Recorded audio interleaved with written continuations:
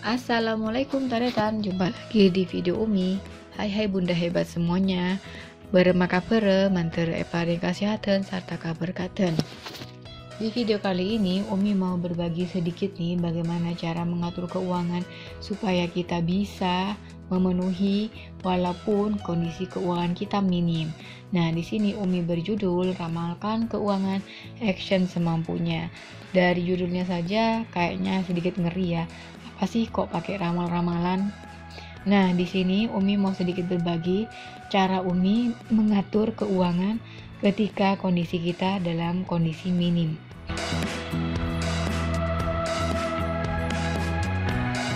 Di sini Umi ambil nih dari cerita Bunda Wiwin Bagas nih yang meminta sharing bagaimana cara mengatur keuangan gaji 1 juta dengan 3 anak yang 2 anaknya sama-sama SMK sehingga membutuhkan uang saku dan uang bensin untuk ke sekolah, dan juga dengan keuangan wifi dan listrik senilai 400.000 dan juga untuk kebutuhan lain dan anggaran belanja yang tidak tahu bagaimana cara mengaturnya.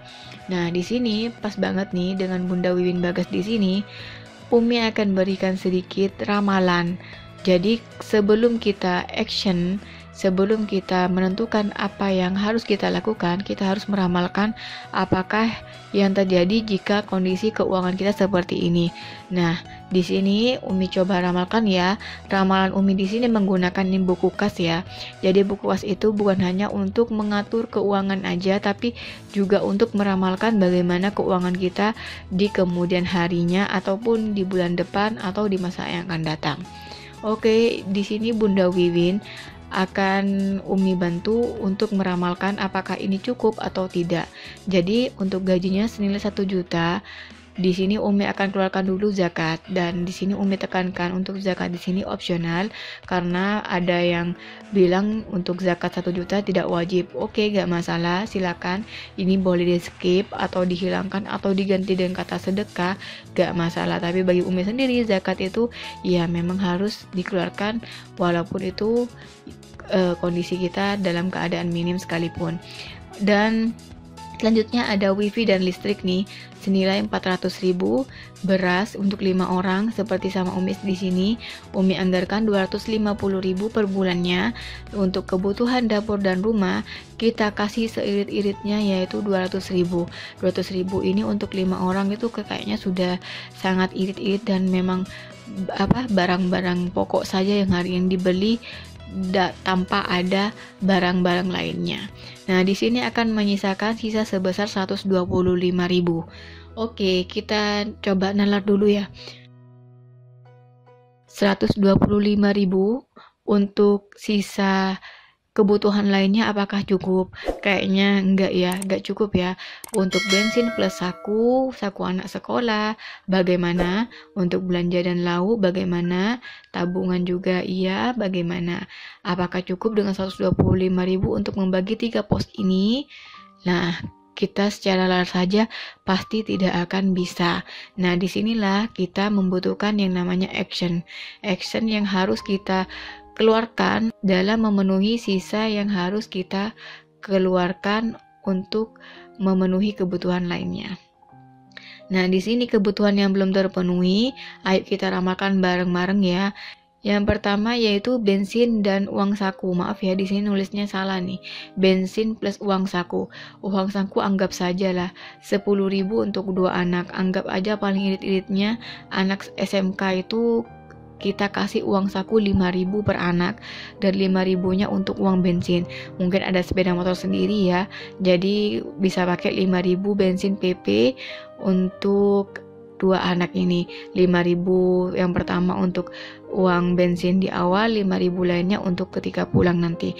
Oke, itulah yang teririt-iritnya aja 10.000 untuk 2 anak. Jadi ketika 1 bulan membutuhkan nilai sebesar 480.000 untuk keuangan bensin dan uang saku anak SMK. Dan yang kedua yaitu untuk sayur lauk. Sayur lauk kita ambil terhematnya saja lah. Belanja per minggunya itu sebesar 100.000. 100.000 itu sangat hemat-hemat banget ya. Kita cari lauk yang termurah dan sayur termurah supaya dapat memenuhi selama 1 minggu. Itu dikalikan 4 dalam sebulan, ada 4 minggu, senilai 400.000 per bulan. Ini hanya contoh saja ya, contoh ramalan bagaimana kita memanage keuangan dengan seminim mungkin dan sehemat mungkin. Kalau anggaran ini dikira tidak cukup atau memang sangat minim, bolehlah disesuaikan dengan apa yang menjadi keinginan masing-masing. Dan yang ketiga yaitu ada tabungan. Tabungan di sini coba kita minimkan lagi anggaran yang harus kita tabung yaitu sebesar 100.000. Jadi kita total nih selama 1 bulan ini kebutuhan yang belum terpenuhi itu senilai 980.000 per bulan.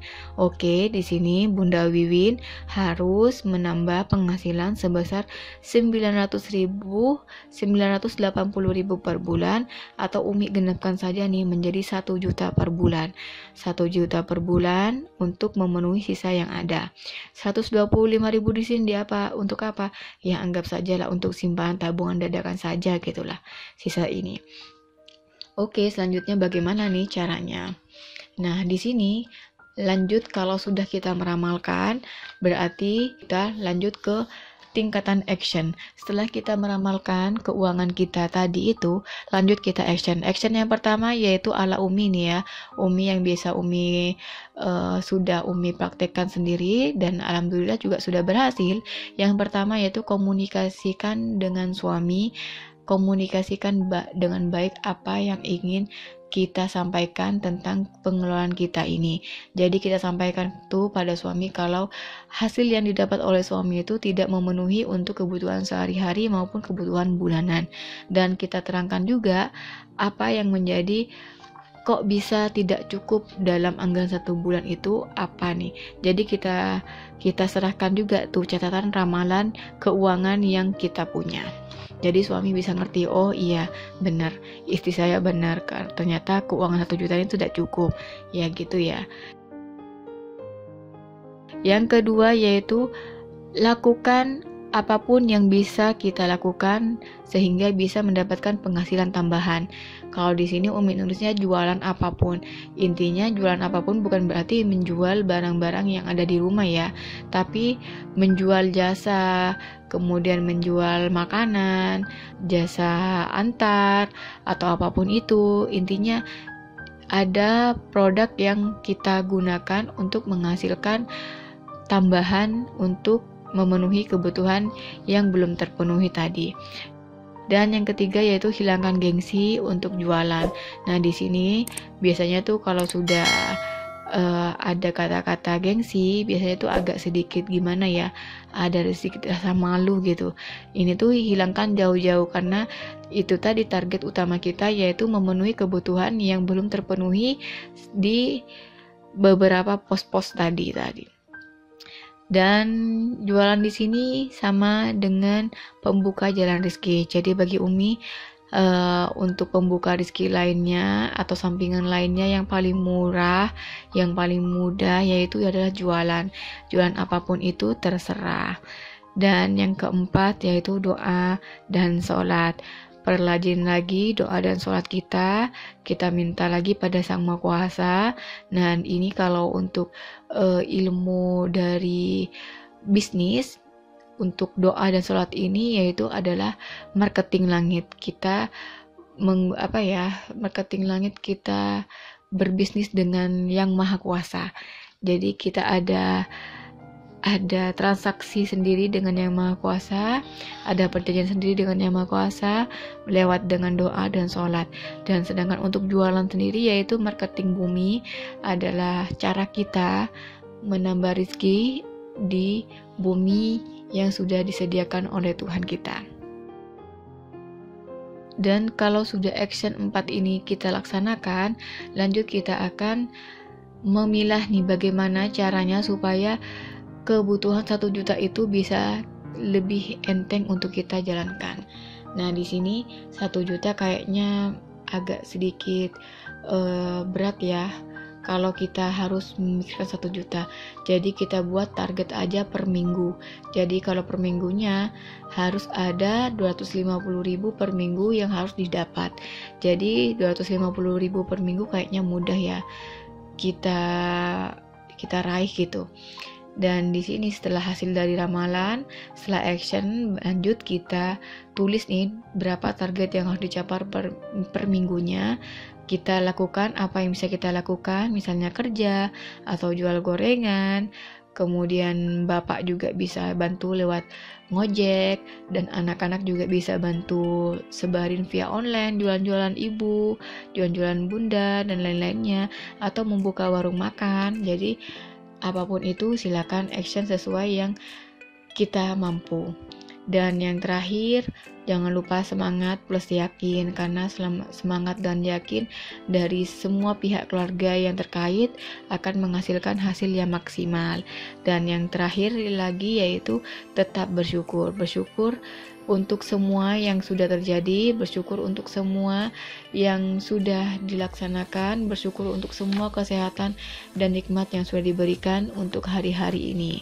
Oke, dari semuanya itu kita bisa simpulkan bahwa ramalan keuangan kemudian action semampunya itu terdiri dari merinci dan mentotalkan semua pendapatan dan pengeluaran di awal. Setelah itu lanjut kita akan action semampu dan sebisa kita, dan yang lebih penting lagi yaitu libatkan semua anggota keluarga sehingga memberikan kesan kerjasama yang sangat kompak dalam memenuhi kebutuhan yang harus terpenuhi. Dan selanjutnya target hasil bulanan rubah menjadi mingguan agar hasilnya lebih ringan dan lebih enteng untuk semua yang terkait. Dan terakhir yang paling utama yaitu syukur, semangat, dan yakin supaya kita tetap menerima apa yang menjadi kehendak Sang Maha Kuasa dengan rezeki yang sudah ditentukan oleh Sang Maha Kuasa. Sekian saja curhatan dari Umi, semoga bermanfaat. Silakan diambil nilai positifnya. Jika ada yang salah, Umi minta maaf. Dan sekian saja. Wassalamualaikum warahmatullahi wabarakatuh.